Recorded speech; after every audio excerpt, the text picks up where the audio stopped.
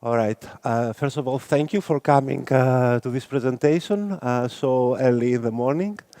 Um, so we're going to talk about mainly Pact. So this title is a cover for a technical subject about contract testing, and specifically Pact. Let me say a few words about me before we begin. So, okay, everything works. Currently, I'm working as a quality assurance lead at Bet Advanced, software development company in the betting industry. And my role there is has several facets: training, consulting, quality monitoring, quality gateways, and reviewing and improving the quality of code. In the past, before beginning my industrial career, I'll say, I have worked for many years in the academia. And I was the head of the computer science department here at Thessaloniki at City College. And maybe some of you were my students at some point time. Who were my students? Raise your hands. Okay. I'm very passionate about, although I have worked in the academia, I was always very passionate about coding and testing. And already in the academia, I manage more than 100 projects working with students and external clients. We call them industrial projects. And I have research experience, and also I have developed a tool called JSXM, which is for model-based automated generation of test cases. So I'm very involved in testing. So what is the outline of the presentation today? First, I will try to motivate you to tell you what is the problem. And then we will see some basic concepts of Pact. Pact is quite huge and complex, so we will not be able to cover everything in Pact with the limited time that we have.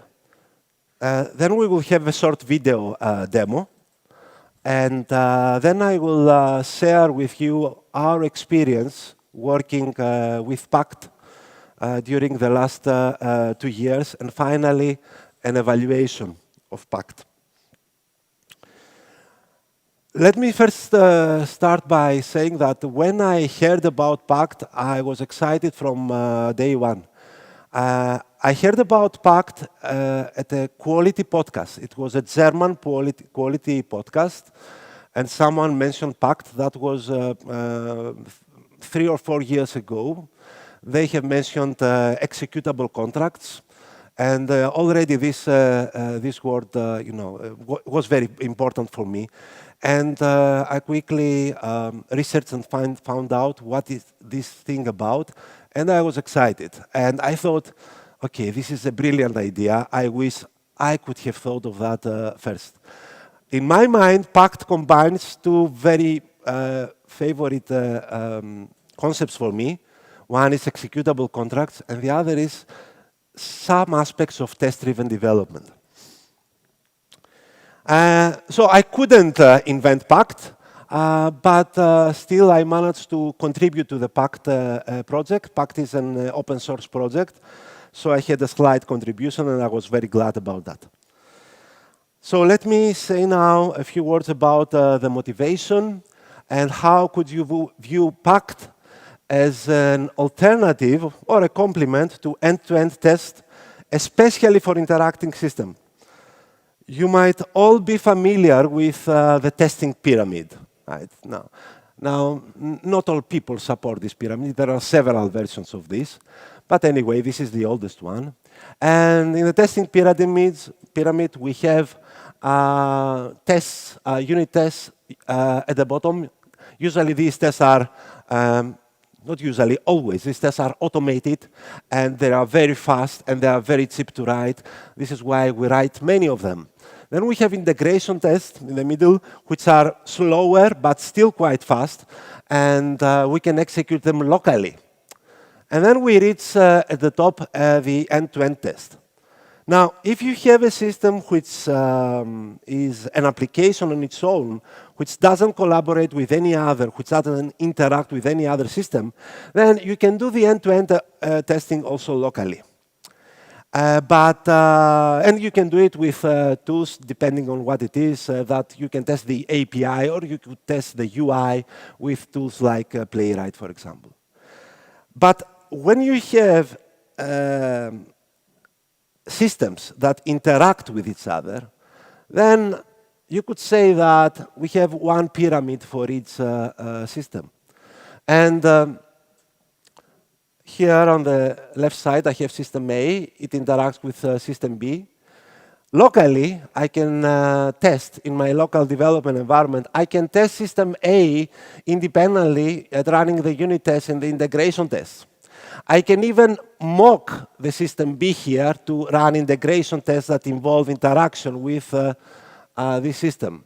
I can do the same here for my system B. But if I want to perform end-to-end testing of this system, I need to deploy both systems in an environment where I can connect them and then run my end-to-end testing. And this becomes much more difficult, much more expensive, and this is where Pact might come to help. So the motivation is that end-to-end tests are very expensive to write. They are very difficult to write sometimes. They are too slow. And they require complex infrastructure setup, which might be maybe not impossible, but very difficult to do. And also, you don't want to do that in your CI pipeline all the time. Okay? So what could be a better alternative? And now I will start introducing some basic concept about Pact and Pact testing. A brief history. Pact started 12 years ago, and it was developed by a company in Australia.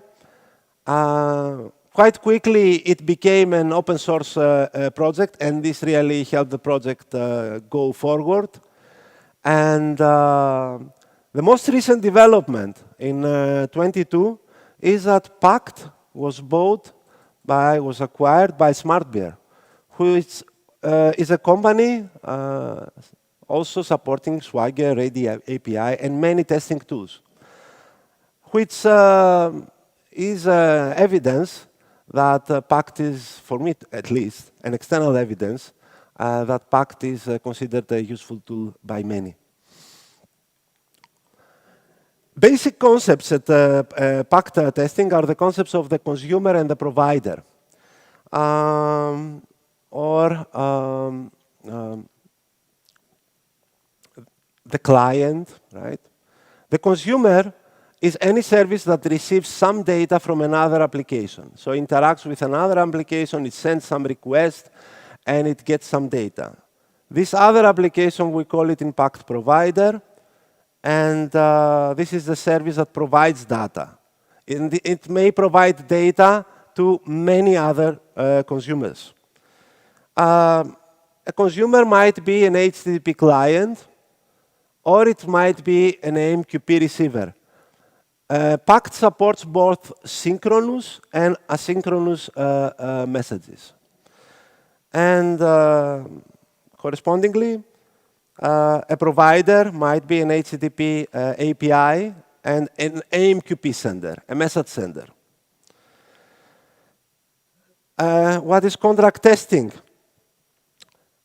These two parties, the service and the consumer and the provider, they need to agree on how are they going to interact. They need to agree on the messages they're going to exchange so that they can understand each other.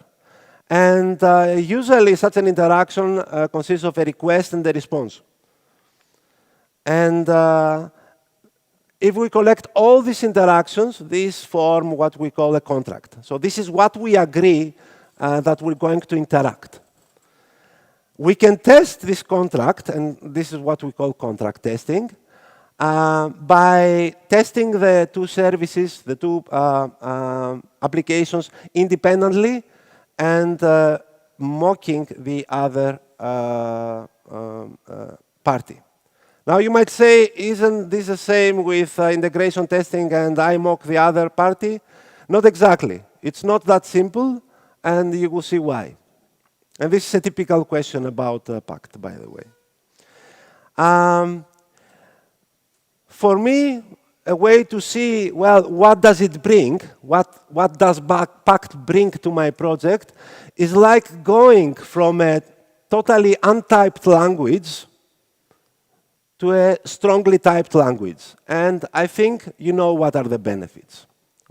I can have static analysis of my code, right?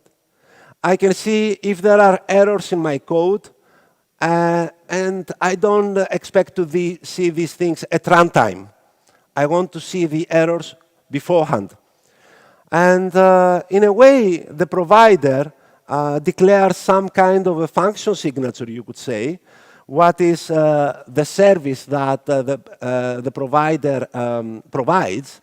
Some function, it expects a number, and then it returns a string, which means that as a consumer, as a client, I can safely call this function with the number 42, and I will get a string. All right? So this is the guarantee that Pact gives you. Now you have to imagine that these functions, they run into totally different systems, and the protocol of communication is a usual protocol of communication, HTTP or AMQP or any other synchronous or asynchronous protocol. Now there are two types of contract testing. One type is provider-driven, and there are cases in which you might have the providers stating, these are the services I provide, and these are the interactions I provide. In that case, the provider should, oops.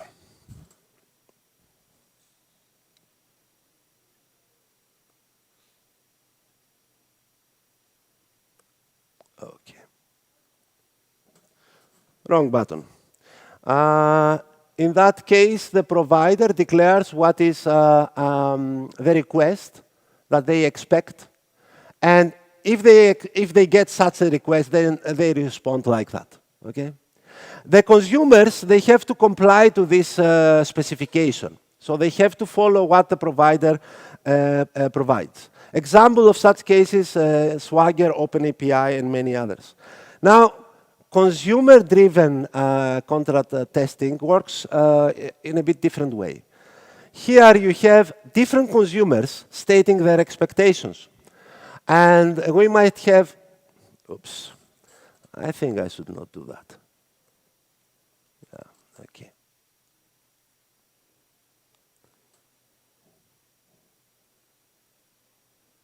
Okay, I will use the buttons.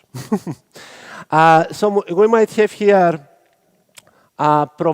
consumer one expecting from a product an ID and a price, where consumer two might expect from the product an ID and a property in stock.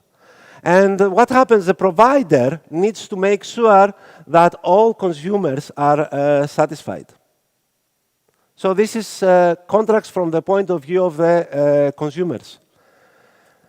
Now, for this to work, an important aspect, which plays a very important role in the whole Pact testing methodology, is a Pact broker. A Pact broker is a centralized server where what happens, consumer publish their expectations, their pacts, what they expect the interaction should work like. These are being identified by some version, usually the Git commit has. Then providers fetch all packs for verifications. They execute the tests that they can satisfy the expectations of the client, and they publish back the verification results to the broker. And thus, at the end of the day, the broker is ready to answer the question, can I deploy my system? Can I deploy this consumer? Can I deploy this provider? Can they communicate at production? I know it looks complex, so I will walk you through this image. And it starts, let's say, from the two um,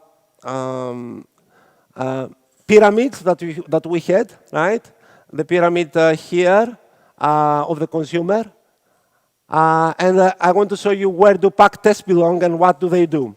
So in this case, we have a consumer and we have a provider, okay?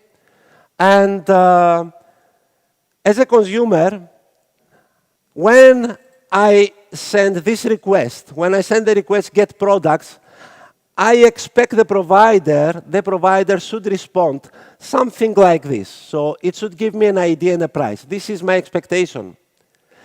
I'm writing a test explicitly stating this expectation.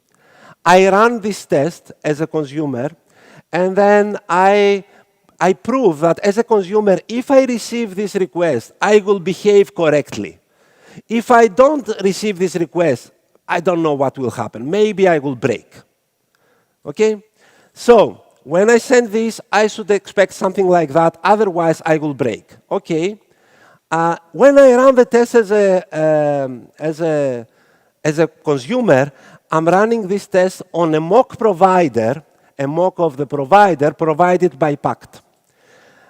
What does this do? It generates a file, a Pact file in a JSON format, and this file is published to the broker. In the middle, we have the Pact broker. So the consumer has executed the test, guarantees correct behavior if there is a correct response, expected response, and publishes the expectation at the Pact broker. Now it is the turn of the provider to make sure that the interaction will work. At the provider side, we have Pact provider tests. When these are being executed, what happens? The test fetches all the pacts from the Pact broker which are relevant for this provider. It replaces all requests which are written in the Pact file. So it replaces these requests. Get products this. And it checks the response of the actual provider, its own provider, whether it matches or not with the expected provider that the consumer requests. If there is a mismatch, the test fails. If they match, the test succeeds. Anyway, the result is published back to the broker, and at the broker, I have the verification result. I can see it, and I can also use it later on for the can I deploy pipeline. Well, this does not mean that we don't need to do end-to-end testing and that Pact solves all problems. All right? It solves many of the problems. It solves the problem, well, will my application break? Well, your application will not break. At least it will not break due to some communication at the HTTP level. It might break for other reasons, but not for this reason. I have here a short video. Hopefully we can see that clearly. Now, if you install the Pact broker, this was the first thing that you could see. Currently, nothing is deployed. Now, let me pause. Okay, let me pause here. Yeah. So this is a test at the consumer side. This project is in TypeScript.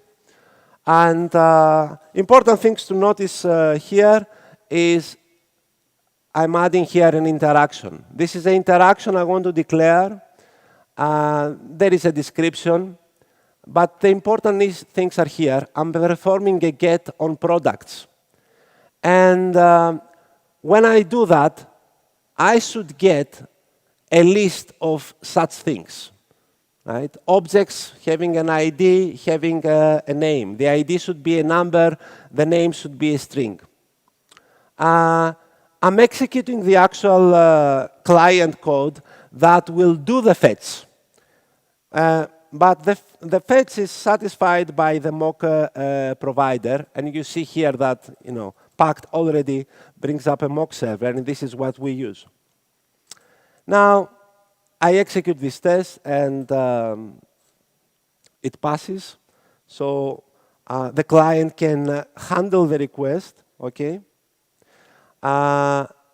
This was the execution of the test. This is the Pact JSON which is generated. And now I will publish the results to the broker. The results have been published. The Pact file has been published. And if we look at the broker, there is a new pair of participants there. And let me stop here. You can see, OK, let me stop. All right. This is a Pact that was published at the broker. OK? It looks a bit better in the broker. And what we can also see here is that there is currently nothing declared from the provider side because no verification has been performed yet. So we will now skip to the provider to do the provider test. This is a very simple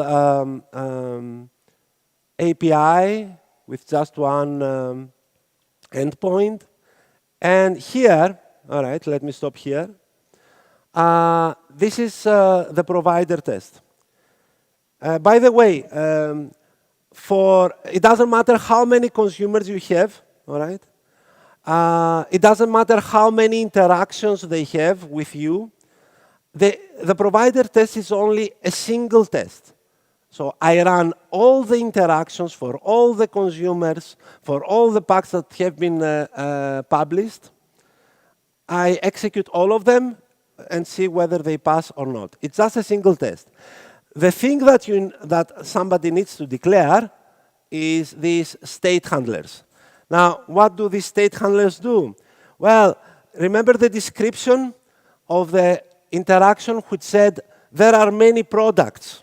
Well, this string description is used as, let's say, the precondition for the provider to satisfy before running the test. So before running the test at the specific state, there should be products in your database.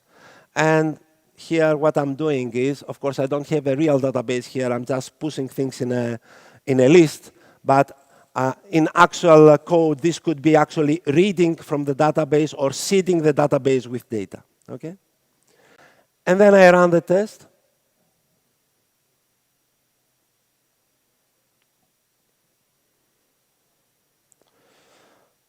Here I run the test for the provider. It fetches a pact. It verifies.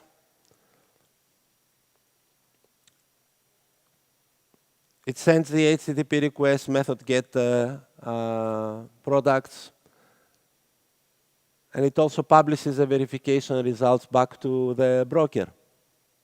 Now, if we go to the broker, here we will see that we have the green light. So this is something that is performed by the developers every day. This is the everyday way of working. Writing Pact tests, developing the code, then running the test from the provider and so on. Okay, now the most important aspect of Pact, okay, it's nice to see these verifications, but the most important aspect is what is the guarantee that Pact can give me at the end of the day? And this is the question, can I deploy my system? Can I deploy? The can I deploy command that can be executed at the CI checks if your service, if your application can be safely deployed based on pacts that already are published and verified for all the other participants, this is how the consumers and providers are called, that are currently in production. So if you have system A, system B in production, and you want to say, okay, can I deploy system C? Pact will go and check if there are already verified interactions from system C to system A and system B. And if all these interactions are satisfied, then Pact will say, yes, you can deploy. Otherwise, Pact will not allow will say no, you cannot deploy.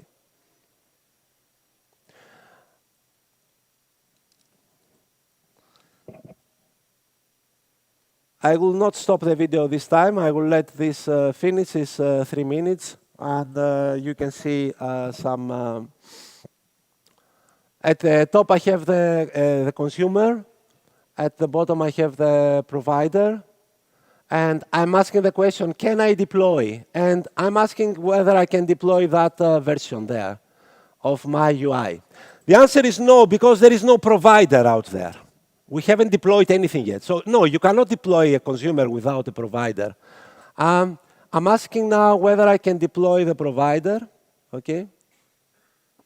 And the answer is yes, it will be yes. As soon as I have, yeah, because yes, nobody is listening to you, you can deploy a provider. Now, I will go back and ask the question whether I can deploy. Okay, first I will record the deployment. This will be part of the pipeline. If the answer to can I deploy is yes, then you record the deployment and you actually deploy in your CI pipeline. And now we see that the provider is at production. I run again the can I deploy for the consumer, and now it says yes, because there is already a verification between them. So you can deploy that. Let's go and deploy that.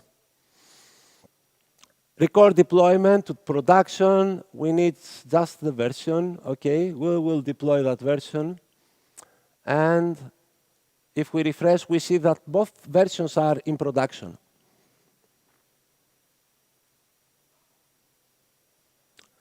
Okay, now what I will do is I will make a small change in the consumer. Let's say the consumer decides that the consumer expects also some extra property, all right? And the question is, can I deploy this? Now what I will do, I will first run the consumer test. They will pass. Okay, from my point of view, they're fine. Let's now publish them to the Pact broker.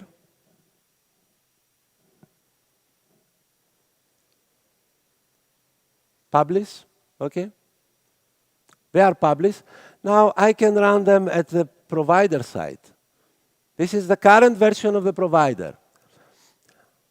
Now, you might see something here that it might be, I don't know if you will ask, but yeah. Let's see, maybe there are questions about that. Anyway, you see that the result says that some key is missing, right? So what happens is some pacts have passed, some pacts have failed. And if we look here, the pact at the bottom is still correct. But at the top, there is an error here. So can I deploy this version of the products UI, the new version? The answer should be no. You shouldn't be able to deploy that.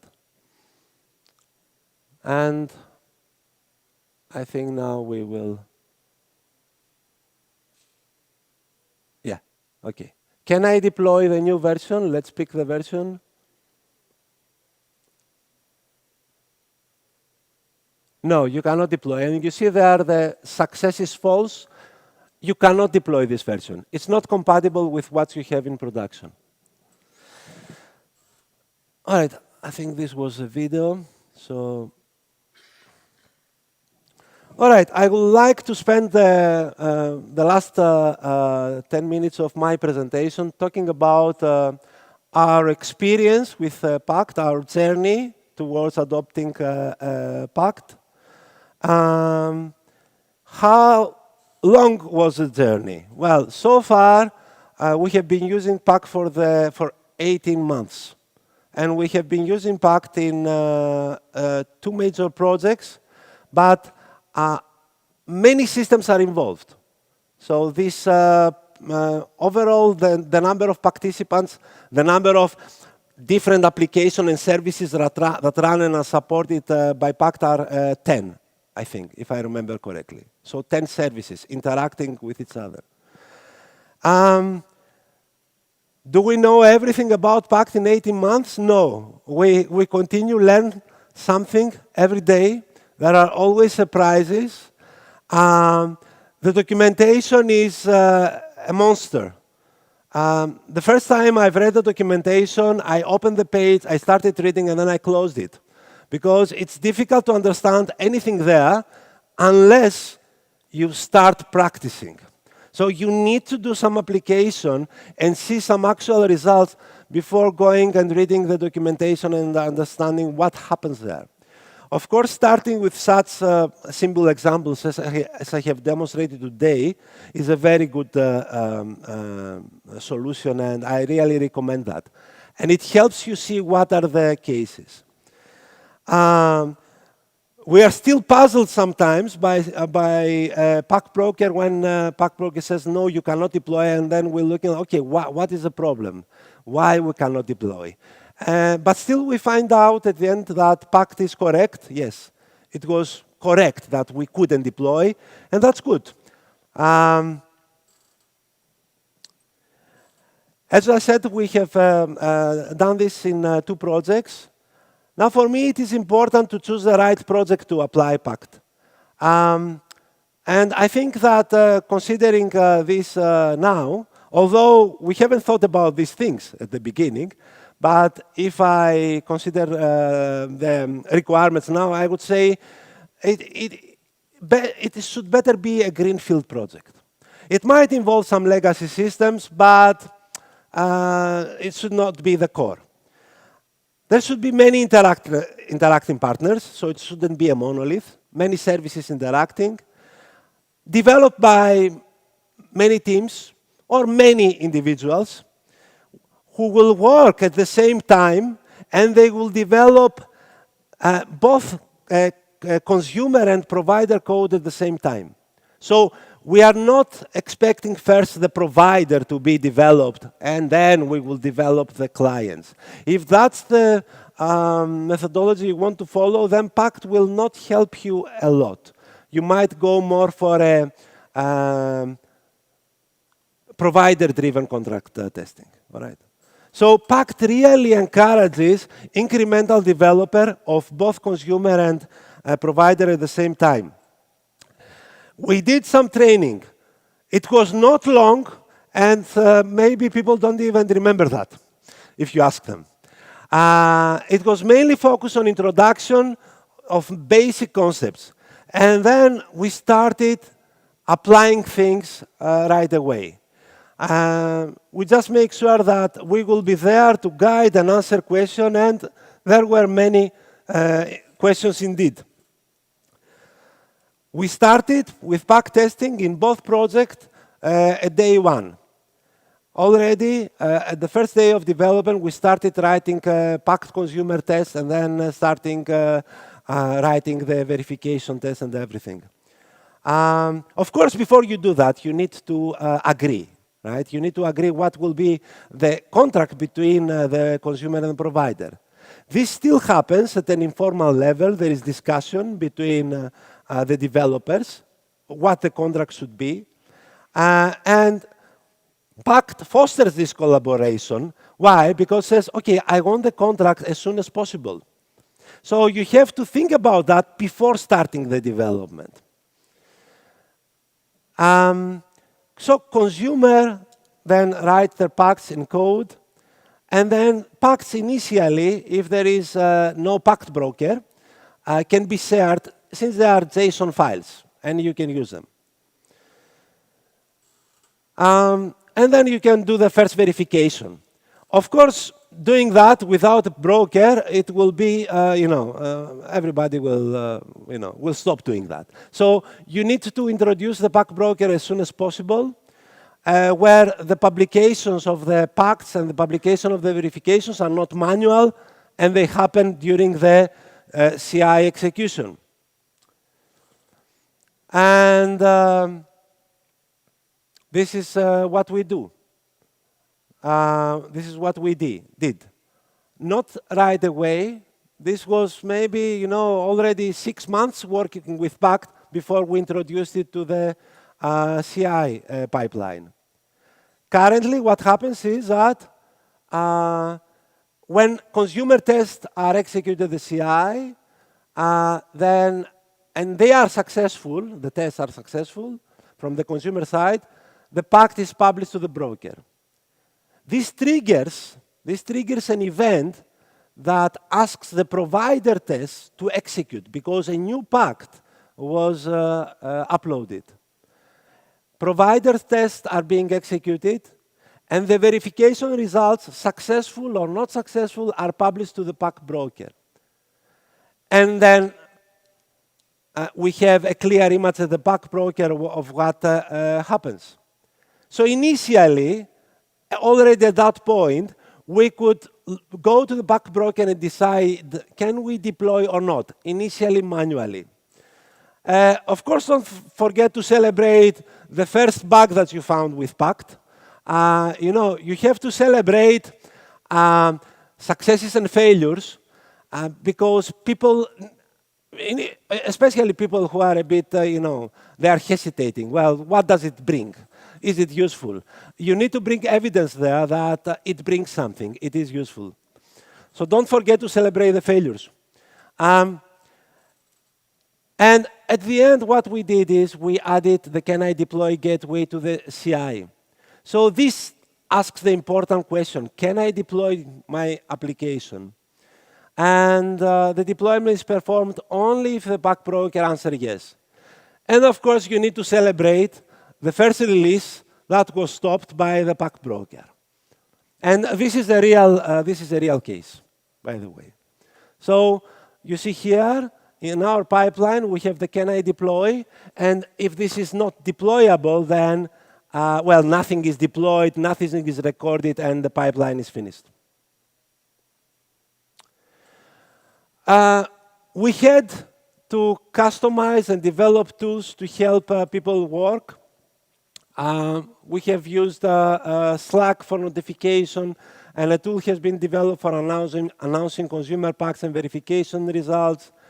Some contribution to the open source pact involved the better visualization of async consumer packs, which initially they were shown just as JSON files. And we have improved at some stacks, not all stacks, the pack verification logging because this is quite terrible. But at the end of the day, we don't think that we finish with that.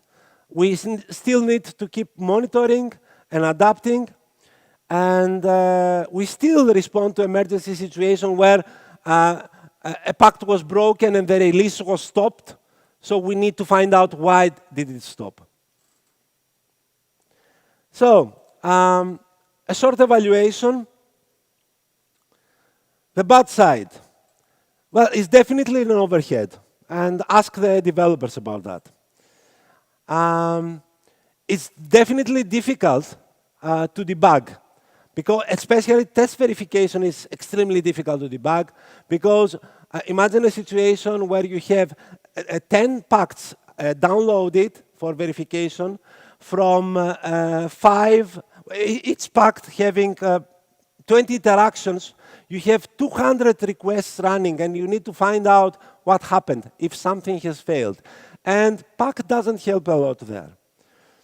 So I think that some better tools need to be developed there. And the logging is not very clear. Now, some other questions. Well, can I use it for an external provider? Well, it's not built for an external provider.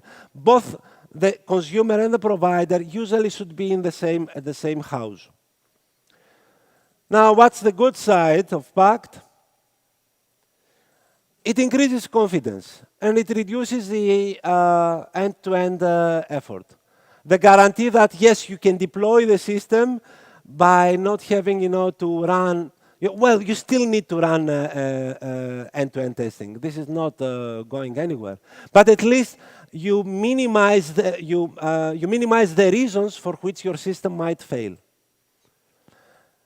I think that it strongly encourages early communications between the teams. They need to agree on what the interaction should be. They don't start developing the system, and then in the middle of the project they say, okay, we have this endpoint. What should it give as a response? And they write tests right away about this. The agreements that teams make, they are executable. And this is, I get this question quite often. Well, why is it different, as I said, from testing my API with Postman? Well, what are you testing with Postman? Are you really testing the real thing, the real request required by the client? There is a gap there, and Pact is closing this gap. Pact executes exactly the request that the client requires. And for me, provides also a live and a verified documentation of your APIs. This is the last slide. Do I really need Pact? The $1 million question. Well, I thought about that, and I discussed this recently with a colleague. Well, the thing about quality is that when quality is there, nobody cares. Nobody notices. But everybody is going mad when something wrong happens, when quality is not there anymore. Okay? So it's difficult to say, well, is it worth it? Is it worth the investment? Because we would never know unless we could go back in time and repeat the whole thing without Pact. We will never know how much time would we spend in fixing mismatches due to miscommunications, and how much time would we spend on fixing errors in the production which were aborted by Pact. So, thank you very much. I think right on time, right? The time was good? Yes, yes, it was perfect. Okay, all right. The link, I will upload the slides. The link on the right has also the repository that I have used for the demo, which might be a good start for somebody who wishes to see how this works.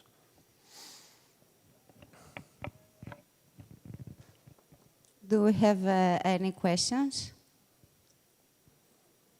Oh, we don't have many time, so I would like you to be quick. Do you know what support is for GraphQL? If it's supported or how mature the support is? Sorry, could you please? For GraphQL APIs. Well, okay. Let me think about that.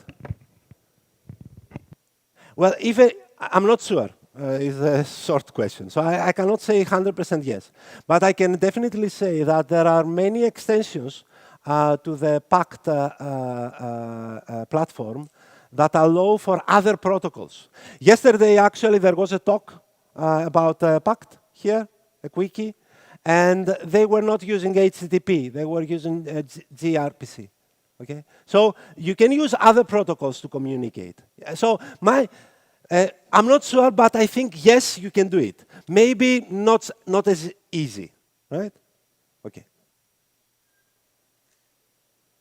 When you first develop an API, yes. Usually there are no consumers. So you don't have Pact from consumers. How is this handled?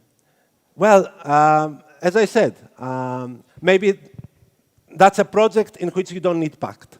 If that's the case, if that's the business scenario, that's a case where you don't need Pact. In our case, we needed consumers and providers from day one. So it was a case in which both the consuming services and the providing services were not there, and we started developing them. Simultaneously? Simultaneously? Yes. Okay. And this is where Pact really shines, in concurrent development and in incremental development of features from both sides. Now, if the business scenario is that I want to develop an API and I don't know who are my consumers, this is not a good case for Pact. Well, in some cases, you know who the consumers will be, but the development team is not actually developing the consumers. So sometimes you develop a product at one side and then some other team will develop the consumer later. So later. Well, in that case, probably a provider-driven contract testing approach would be better. So you develop, you say, okay, these are the things you provide, and then you can still perform contract testing. Pact recently started also supporting provider contract-driven testing. You might search for that at their site. Yeah. So mainly in my talk, I focus on consumer-driven contract testing. Yeah. Okay, thank you very much. Thank you. Unfortunately, we have no time. Okay. so Thank you very much. Thank you very much. I think they can find you. Yeah, of course. I and, will be around. ask I will you be around. Anything.